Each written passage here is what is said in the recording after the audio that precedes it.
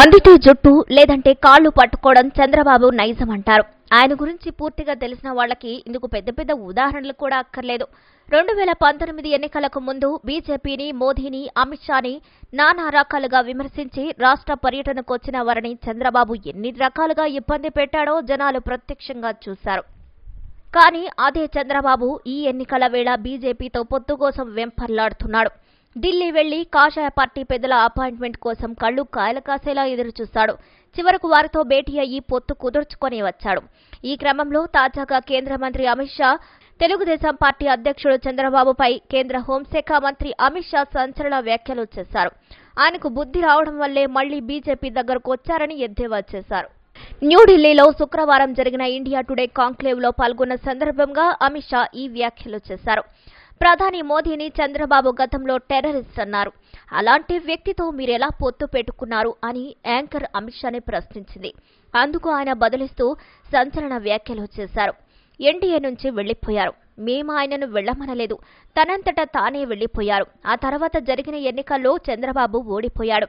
ఇప్పుడు ఆయనకు బుద్ధొచ్చింది, అందుకే మళ్లీ మా వద్దకు వచ్చారు, తిరిగి ఎన్డీఏలో కలుస్తానన్నారు, దాంతో ఆయనను కలుపుకున్నాం అంటూ అమిత్ షా సంచలన వ్యాఖ్యలు చేశారు.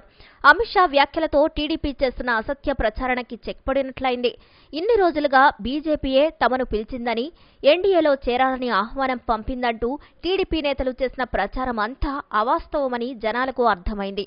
పైగా బీజేపీకి చంద్రబాబు పలు షరతులు పెట్టారని పచ్చ మీడియా చేసిన ప్రచారం అంతా బూటకమని తెలిసిపోయింది. ఇక ఓటమి భయంతోనే చంద్రబాబు బీజేపీ పెద్దల కాళ్లు పట్టుకుని ఎన్డీఏలో చేర్చుకోవాలని ప్రాధేయపడ్డారని అమిత్ షా వ్యాఖ్యలతో స్పష్టమైంది. ఆ తర్వాత యాంకర్ మరోసారి పార్లమెంట్లో వైఎస్ఆర్సీపీ కొన్ని బిల్లులకు మద్దతిచ్చింది కదా, మరి అలాంటప్పుడు ఆ పార్టీతో ఎందుకు పొత్తు పెట్టుకోలేదు, చంద్రబాబుతో ఎందుకు పొత్తు పెట్టుకున్నారు అని ప్రశ్నించారు. దీనికి అమిత్ షా బదిలిస్తూ బీజేపీ ప్రభుత్వం ప్రవేశపెట్టిన అన్ని బిల్లులకు వైఎస్ఆర్సీపీ మద్దతివ్వలేదు, కొన్నింటికి మాత్రమే మద్దతిచ్చింది. అది కూడా ఆ పార్టీ సిద్ధాంతాలకు అనుగుణంగా ఉండటం వల్లే తప్ప బీజేపీ కోసం కాదు. పార్లమెంట్లో పార్టీల పరంగా నిర్ణయాలు ఉండవు. ఆయా పార్టీలకు సొంత అజెండాలు, సిద్ధాంతాలు ఉంటాయి. వాటికి తగ్గట్టుగానే అంశాన్ని బట్టి అవి నడుచుకుంటాయని స్పష్టం చేశారు. అయితే మరోపక్క టీడీపీలో అసంతృప్తి జ్వాలలు ఉవ్వెత్తున ఎగసిపడుతున్నాయి.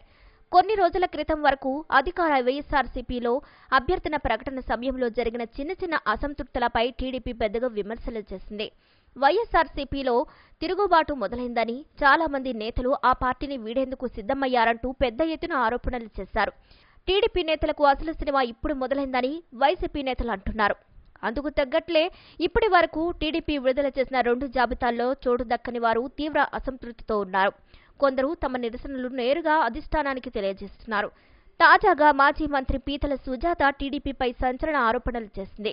ఏలూరు జిల్లా చింతలపూడి అసెంబ్లీ టికెట్ ఆశించిన మాజీ మంత్రి, టీడీపీ మహిళా నేతల పీతల సుజాత తీవ్ర నిరాశకు గురయ్యారు. చింతలపూడి టికెట్ను టీడీపీ అధిష్టానం సొంగ రోషన్ కుమార్ అనే ఎన్ఆర్ఐకి కేటాయించారు. దీంతో ఆమె తీవ్ర అసంతృప్తి, నిరాశకు గురయ్యారు. దీంతో ఓ వీడియో చేసిన ఆమె అందులో తన ఆక్రోశాన్ని వెళ్లగక్కారు. గత 2 దశాబ్దాలుగా పార్టీ కోసం పాటుపడుతున్న తనకు అన్యాయం జరిగిందని ఆవేదన వ్యక్తం చేశారు. ఇప్పటికైనా ఎక్కడో ఒక చోట తనకు టికెట్ కేటాయించాలని అధిష్టానానికి సుజాత విజ్ఞప్తి చేశారు. ఇవ్వరా అంటూ ఆమె ప్రశ్నించారు. పక్క రాష్ట్రాల వారికి, ఎన్ఆర్ఐలకు సీట్లు ఇస్తున్నారని, పార్టీని నమ్ముకున్న వారికి అన్యాయం చేస్తున్నారని ఆమె ఆవేదన వ్యక్తం చేశారు. అంతేకాక చంద్రబాబుని కలవడానికి కూడా అవకాశం ఇవ్వలేదంటూ సుజాత మండిపడ్డారు. టీడీపీలోని కొందరు పెత్తనందారులు దళితులను అవమానిస్తున్నారని ఆమె ధ్వజమెత్తారు. టీడీపీలో జరుగుతున్న పరిణామాలు తీవ్రంగా కలిచివేశాయని ఆవేదన వ్యక్తం చేశారు. తాను 20 ఏళ్లుగా టీడీపీలో ఉంటే సీటు ఇవ్వలేదని, పశ్చిమ గోదావరి జిల్లాలోని ఒక మాల వ్యక్తికి సీటు ఇవ్వకపోవడం అన్యాయమని ఆమె తెలిపారు. తన కుటుంబం 1982 నుంచి టీడీపీలోనే ఉందని, ప్రతిపక్షంలో ఉన్నప్పుడు తాము పనిచేసే సీట్లేమో ఎన్ఆర్ఐలకు ఇస్తున్నారని ఆమె మండిపడ్డారు. తనతో పాటు మాజీ మంత్రి జవహర్కి కూడా టికెట్ ఇవ్వలేదని, తమలాంటి సీనియర్లకు సీట్లు ఇవ్వకపోవడం అన్యాయమని ఆమె అసంతృప్తిని వ్యక్తం చేశారు. 2015 నుంచి నియోజకవర్గంలో కొందరు నాయకులు నన్ను టార్గెట్ చేయడం మొదలుపెట్టారు. తాను బయటకొచ్చి మాట్లాడితే చంద్రబాబుకు పార్టీకి చెడ్డ పేరు వస్తుందని భావించారని తెలిపారు. 2019లో టికెట్ రాలేదని అప్పటి నుంచి అవమానాలు కొనసాగుతూనే ఉన్నాయని ఆమె అన్నారు. ఈసారైనా టికెట్ ఇస్తారనుకుని ఎదురుచూసిన ఆమెకు నిరాశలే మిగిల్చాయని ఆవేదన వ్యక్తం చేశారు. ప్రస్తుతం మాజీ మంత్రి పీతల సుజాత వీడియో సోషల్ మీడియాలో వైరల్ గా మారింది. మరి ఈ వీడియోపై మీ అభిప్రాయాలను కూడా ఖచ్చితంగా కామెంట్ ద్వారా తెలియజేయండి. మరిన్ని అప్డేట్స్ కోసం మా ఛానల్ ని లైక్ చేయండి, షేర్ చేయండి, సబ్స్క్రైబ్ చేయండి.